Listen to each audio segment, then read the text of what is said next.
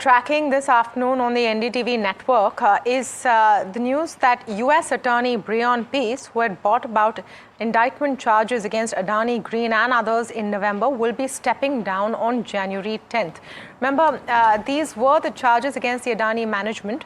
He was appointed by President Biden in 2021 and will be resigning before Donald Trump's swearing in on January 20th. Now, he is stepping down as part of process, but what does it mean for the charges that the Department of Justice has brought about? To understand more on this, I'm joined now by Mahesh Jethmalani, Senior Advocate. Mr. Jethmalani, thank you so much for speaking with us here at NDTV Profit. And I think important to just put this into perspective, because Mr. Breon Peace stepping down is what would have been expected. Rajiv Jain's note, the GQG investor in the Adani Group, also says that this is bound to happen. What does it mean for the case that he is pursuing? Well, I mean, as far as his personal stepping down, I think he probably knew that he would be asked to step down or resign anyway. So he's actually preempted that. As far as the case is concerned, no, I mean, on merits, I've already expressed my view in a press conference the day the indictment was announced, that the indictment is not worth the paper on which it is declared. But if you ask me, we have to now wait for his successor in office.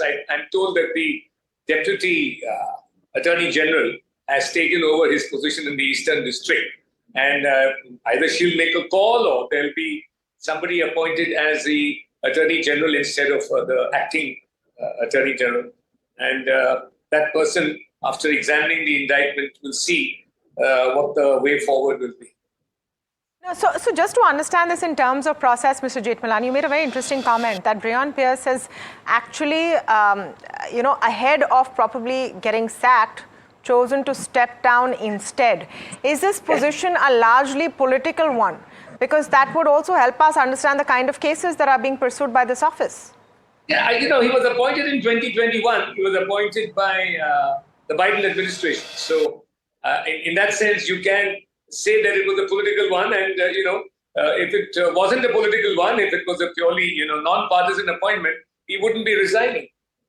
He hasn't disclosed any reasons for his resigning, but he's resigning on the 10th of January. His resignation takes effect from the 10th of January, 10 days before Trump assumes office. So, the timing of his resignation speaks volumes for his motives for resigning. So that's exactly what I'm asking. So clearly, this is a political appointment, and is that how it is in the U.S. Legal system? Yes, I mean they're always appointed by the administration of the day, but they're not supposed to be politically motivated. They're not supposed to. They're supposed to be non-partisan in their approach. But, I don't think that exists to any great degree anymore. I mean, there are exceptions, of course, but by and large, I think, the attorneys have ceased to be non-partisan. Okay, just coming back to the actual case, Mr. Jethmalani, because that's important as well. And of course, you have talked about your views publicly the day that this news broke, but just to revisit some of those. Once it's been made clear, and now that there has been this clarification that there was no personal indictment or personal charges against the promoter group, it's about the company, some members of the company and other subsidiaries that they dealt with. Does this now become completely watered down? Yeah, I mean, it already was a pretty diluted case. The timing was extremely suspect. And as I said, the charge was one of conspiracy to bribe, right? As I said in the past, for that very limited indictment, that there was a conspiracy to bribe. There was no evidence disclosed whatsoever. So we do not know on what basis the Attorney General had actually framed the indictment, on what basis. So, the matter hangs in suspense, or where if there's inadequate knowledge or data on the basis of which to decide the strength of the indictment. In any case, there was no proof for sure. There is no indictment and no evidence that any bribes were actually paid. right? So from a political perspective in India, the huge noise that was made by the opposition party in parliament, another act of disruption of that institution, right, was baseless. In fact, Jairam Ramesh then made a statement that it is not our business to get evidence. So whose business it is? On what basis was that noise made? Because the indictment did not disclose evidence. No, so in terms of precedence, Mr. Jethmalani, just trying to understand, because you mentioned that now we'll see what the next person who comes into this seat does.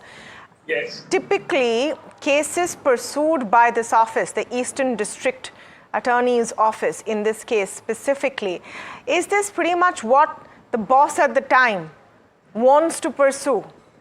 And do typically the next people coming in follow through, or does this depend from case to case? How does it work? Just trying to get some sense here.